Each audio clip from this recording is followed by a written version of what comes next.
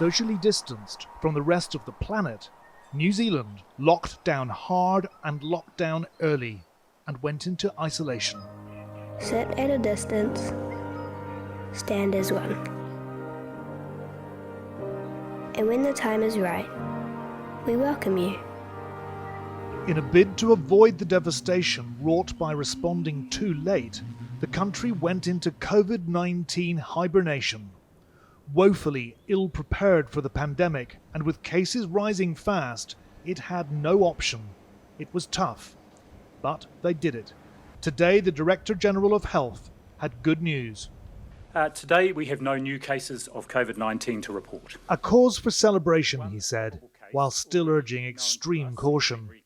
New Zealand eased its harsh lockdown last week. Oh, it feels so good. It feels so good. I love it. Missed it so much. Bit of a relief. Yeah. Now, having faced the same threat as everywhere else, Prime Minister Jacinda Ardern has seemingly vanquished the virus. We have the opportunity to do something no other country has achieved, elimination of the virus, but it will continue to need a team of 5 million behind it. Aged 39, New Zealand's youngest ever female Prime Minister has a degree in communications, and in crises it shows. Kia ora koutou, everyone. Welcome back to our podcast. I asked a few people on Facebook and Instagram to give me some questions for you. Evening, everyone. That I would jump online quickly and just check in with everyone, really. She's won people over with a stream of informal live Facebook chats. This one straight after putting her baby daughter to bed, all explaining the lockdown.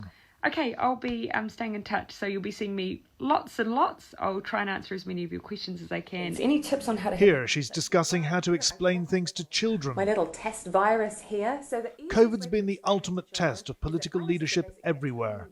Ardern's trust rating now stands at 88%.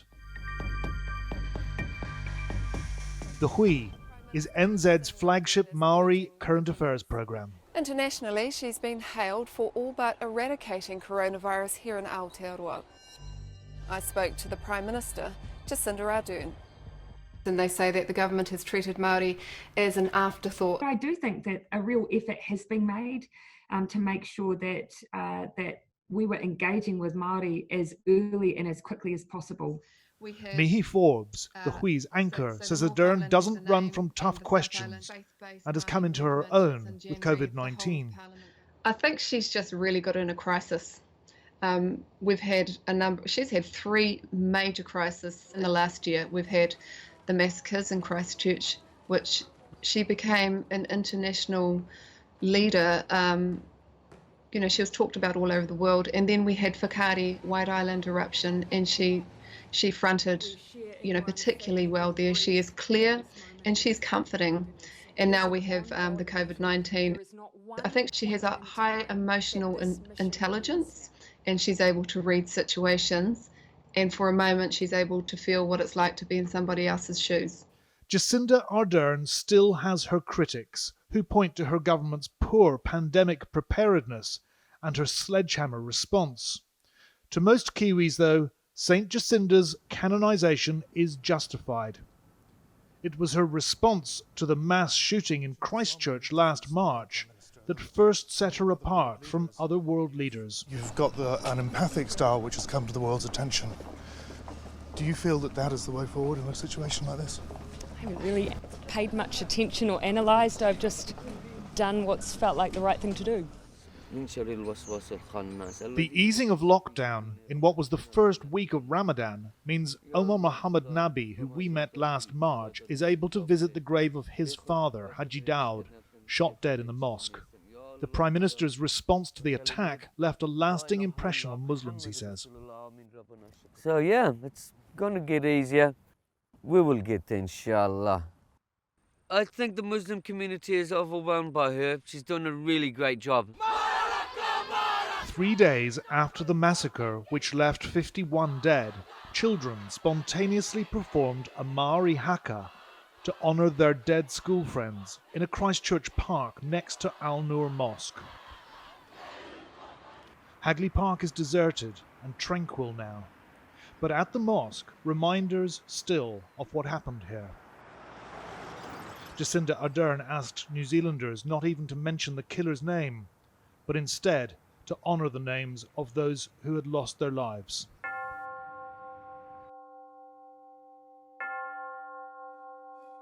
These pictures are from a documentary made by acclaimed writer Baruj Bouchani, an Iranian refugee held for years in an Australian offshore detention camp in Papua New Guinea. Just before COVID hit, Bouchani was granted a visa to visit New Zealand. Now he's in Christchurch claiming asylum. For him, the lockdown was beyond irony. It is very strange and very surreal that I was in a prison camp for 6 years. Then I got freedom just for a while. So I was just exploring the city and, experience freedom, and then I experienced this. But the important thing is that people of New Zealand trust in the government. So that's why they have been successful.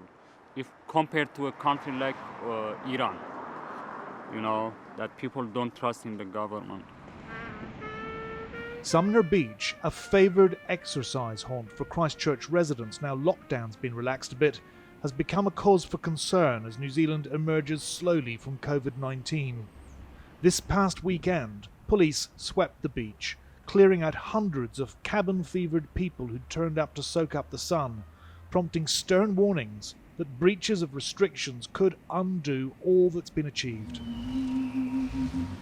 Jacinda Ardern's explicit intention of banishing COVID-19 from New Zealand's shores was a bold one and may yet be judged unrealistic.